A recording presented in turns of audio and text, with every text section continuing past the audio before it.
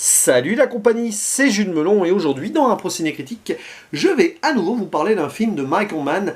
Quelques semaines après avoir évoqué Le Dernier des Mohicans sur la chaîne, je poursuis mon aventure à travers sa filmographie en parlant ici d'un long métrage clé de sa carrière, puisque situé juste après son chef-d'œuvre Heat, il était donc attendu au tournant à l'époque en 1999 avec ce Révélation, titre français un petit peu lambda, j'en conviens, je préfère en version originale, The Insider, avec un casting royal, puisqu'on y retrouve à nouveau Al Pacino, comme dans Heat, Russell Crowe est là, un an avant Gladiator, Christopher Plummer, le regretté qui nous a quittés il y a quelques mois, est ici aussi, de même que Steven Tobolowsky, Gian Venora, qui était également dans Heat, ou encore Philip Baker Hall, que j'ai récemment vu dans Magnolia. Tiens, citons aussi la présence de la jeune Hailey Kate Eisenberg, qui, la même année, a joué dans L'Homme bicentenaire, la petite fille, je l'ai reconnue, donc voilà, j'en parle. Pas un grand rôle, mais... Enfin, un grand rôle.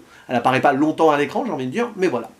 Et bon, forcément, tout le monde était à l'époque, j'imagine, à fond, en mode « on va avoir un nouveau hit, un gros polar et tout ». Eh bien, pas du tout. Michael Mann a décidé de prendre tout le monde à contre-pied, avec ici un métrage plus posé, un biopic journalistico-politique un peu dramatique, racontant l'histoire vraie d'un docteur nommé Jeffrey Wigan, alors en recherche, etc., qui travaillait pour une société de tabac assez haut placée, et qui a plus ou moins découvert que la nicotine, bon, pas bon pour la santé, d'accord, mais il y avait un petit côté addictif, on rajoutait des choses pour que le consommateur rachète des paquets de cigarettes et tout, alors que quelques années auparavant, les 7 grandes compagnies de tabac, les 7 nains, ils étaient surnommés comme ça, avaient dit publiquement que non, attention, c'est pas le cas, tout ça.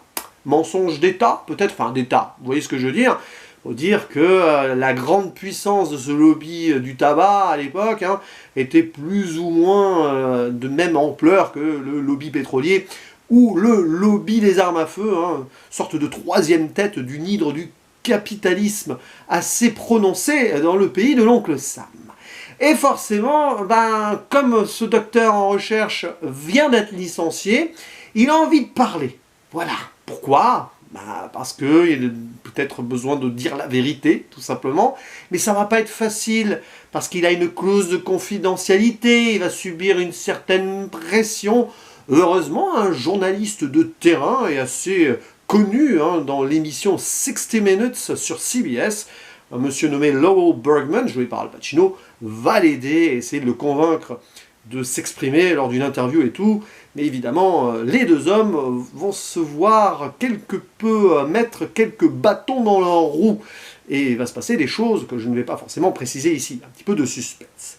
Alors déjà, première chose, on est dans la droite lignée de ce genre de film politico-journalistique qui était un petit peu à la mode quelques années auparavant, notamment avec Les Hommes du Président, l'époque du Watergate, Nixon et tout. D'ailleurs, à un moment, il y a un petit clin d'œil quand on voit le personnage du docteur dans un hôtel qui regarde une fenêtre en face avec des gens qui s'affairent un petit peu. Tiens, peut-être un petit rapport indirect ici, un hommage déguisé, peut-être pas au scandale du Watergate, mais à ce film, Les Hommes du Président.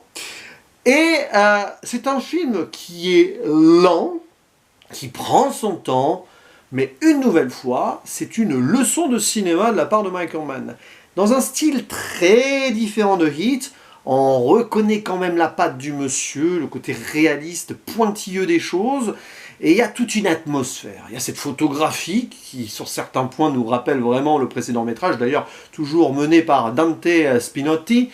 Ces côtés un petit peu sombre, bleu-gris, urbain, à un moment quand il joue au golf, le personnage du docteur, parce qu'il joue au golf en pleine ville, près de la mer et tout, quand il discute dans cette voiture avec le journaliste, cette colorimétrie est clairement mannienne.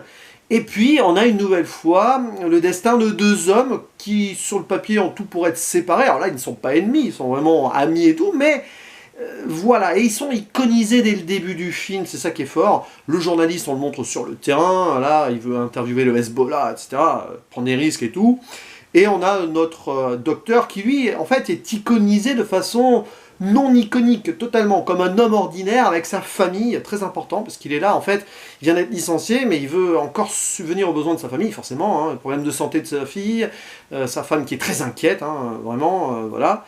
Parce qu'il y a d'ailleurs petit tacle ici sur la société sécurité sociale qui n'en est pas vraiment une aux États-Unis. Si t'as pas de boulot, eh ben, t'as pas d'argent et t'es pas très protégé au niveau des soins. Voilà, t'es pas remboursé sur les frais, etc.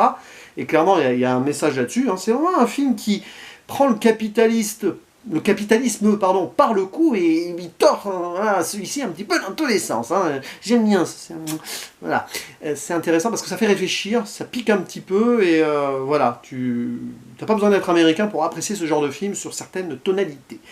Et puis voilà quoi. Donc c'est ça aussi la force de Michael Mann, c'est de mettre ces personnages en avant, d'abord à part, puis après ils vont se réunir avec des moments voilà, de dialogue aussi. Souvent d'ailleurs, voilà, chant contre chant, un petit peu à l'image du duel Al Pacino-Robert De Niro dans Heat, mais ici quand même ils sont beaucoup plus sur la même position, le même plan, voilà, tout simplement, hein, quand même, ils échangent plus quand même.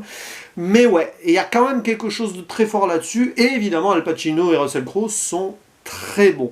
Mention spéciale pour Russell Crowe, qui est méconnaissable. Bon, déjà, il a changé un peu de coiffure, et quand on voit ce qu'il fera l'année d'après dans Gladiator, hein, qui pour moi son meilleur film, son meilleur rôle, sa meilleure performance, eh bien on voit quand même qu'à l'époque c'était un putain d'acteur. Alors attention, je ne dis pas que ce n'est plus le cas, mais il a une petite baisse de carrière ces dernières années. L'année dernière, il a fait Enragé, où dans ce rôle, il est bon, même si le film, bon voilà, hein, on dit ce qu'on veut là-dessus, mais voilà. Franchement, il était fait pour un film de Michael Mann, j'ai envie de dire. Russell Crowe et le duo avec Al Pacino fonctionne du tonnerre. Évidemment, bah après, hein, je ne vais pas aller dans les détails, toutes ces histoires de parano, de pression, super bien montrées par la caméra et la mise en scène très huilée de Michael Mann, surtout donc avec le personnage de Jeffrey Wright qui a peur hein, des représailles. On voit toujours, souvent cette caméra derrière l'épaule, là, qui tremble un peu, qui tourne autour de lui. On la sent, la parano, des moments de ralenti et tout. Vraiment, avec son point de vue, Michael Mann, qui adopte du coup ici la subjectivité de son personnage, nous fait ressentir cette peur qu'il a, qu'il reçoive des menaces, hein, des pressions, du chantage. Et on se demande si à un moment, si on ne connaît pas l'histoire, ça va pas vraiment mal se terminer pour lui. Puis après, évidemment, ce film, c'est comme tout biopic journalistique de ce genre-là un peu politique, c'est le combat de la vérité, aller au bout malgré tout, malgré cette pression. Et finalement, notre docteur ici, qui est un petit peu l'anti-héros, c'est un gars ordinaire, quoi, qui va subir une pression extraordinaire, je crois qu'il y a vraiment cette réplique dans le film, eh bien, ça a beau être un gars simple et tout, il va essayer de puiser au fond de lui, avec cette notion potentielle du sacrifice, parce que dire la vérité, ça peut mettre sa réputation, sa carrière et sa famille surtout, et sa vie en danger, mais il va hésiter quand même, il y a le dilemme, et on va voir si, là je vous en dis pas plus, s'il révèle ou non ou pas, s'il peut faire cet entretien ou pas, et si cet entretien sera télévisé ou non, ou si la pression ne va pas l'emporter. Voilà, et là-dessus il y a un gros jeu aussi sur la seconde partie du film, évidemment. Bref, je ne vais pas en dire plus, si ce n'est que c'est vraiment un très bon film. Je ne saurais où le classer dans la filmographie de Michael Mann, il me reste encore quelques films à voir, hein, du monsieur.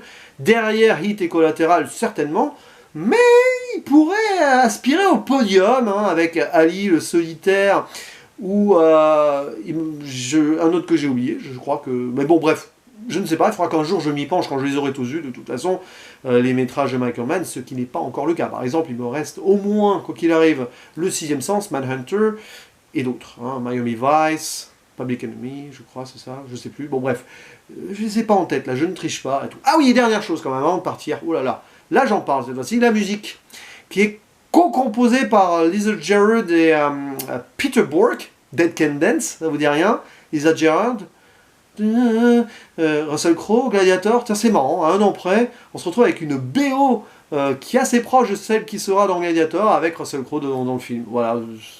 Mais en tout cas, elle colle super bien, un petit peu de musique, la guitare sèche et acoustique aussi, à des moments de tension, enfin c'est super bien trouvé parce que ça renforce l'ambiance, et c'est pas forcément la musique qu'on aurait imaginé.